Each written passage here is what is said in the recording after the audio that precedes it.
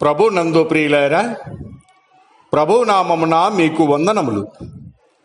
ఈరోజు దేవుని యొక్క వాక్య ధ్యానము విలాప వాక్యములు 3వ అధ్యాయము 23వ వచనము. అనుదినము నూతనముగా ఆయనకు వాత్సల్యత పుట్టుచున్నది, నీవు ఎంతైనా నమ్మదగిన వాడవు. దేవుడి మాటలు దీవించి ఆశీర్వదించునుగాక. గమనించండి ప్రియులారా, ప్రభువునందు విశ్వాసముంచి రక్షణలో ఆనందిస్తూ కొనసాగుతూ ఉన్న ప్రతి విశ్వాసికి ప్రతి దినము ఒక నూతనమైనదే. అనుదినము ఆయన వాత్సల్యత మన ఎడల పుట్టుచూ ఉన్నది.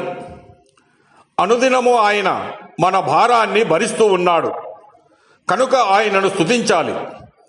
కీర్తనలు 68వ కీర్తన 19వ వచనంలో ప్రభువు స్తుతినందునుగాక, అనుదినము ఆయన మా భారము భరించుచున్నాడు, దేవుడే మాకు రక్షణ కర్త అయి ఉన్నాడని సెలవిస్తూ ఉన్నాడు. గమనించండి ప్రియులారా, సంక్షోభ సమయాలలో విశ్వాస గృహానికి చెందిన మనం నిరీక్షణ కలిగి ఉండగలం.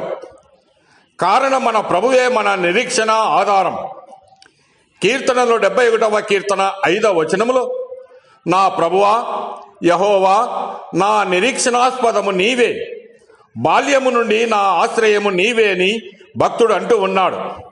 గమనించండి ప్రియులారా, రాగల తరములలో పుట్టబోవు పిల్లలు దానిని ఎరుగునట్లు వారు లేచి తమ పిల్లలకు దానిని వివరించినట్లును వీరును దేవుని యందు నిరీక్షణ గలవారై దేవుని క్రియలు మరవక ఉండాలి. మన ఎడల దేవుడు ఆయన ఉద్దేశించినవి మనకు నిరీక్షణను కలగజేస్తాయి. నేను మిమ్మును గూర్చి ఉద్దేశించిన సంగతులను నేను ఎరుగుదును, రాబోవు కాలమందు మీకు నిరీక్షణ కలుగునట్లుగా అవి సమాధానకరమైన ఉద్దేశములే గాని హానికరమైనవి కావు అని వాక్యము సెలవిస్తూ ఉన్నది.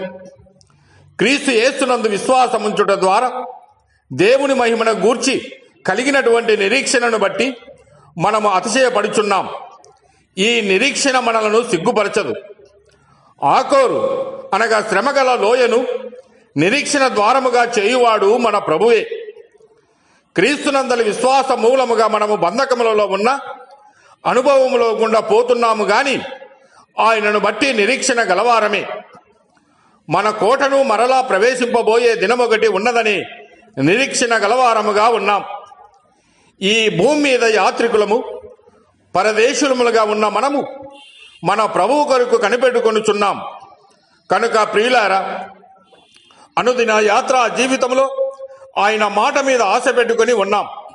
మన పితరులకు నిరీక్షణ ఆధారమగు యెహోవా మీద మనము కూడా నిరీక్షణ కలిగి ఉందాం. దేవుడు మిమ్మల్ని దీవించి ఆశీర్వదించునుగాక.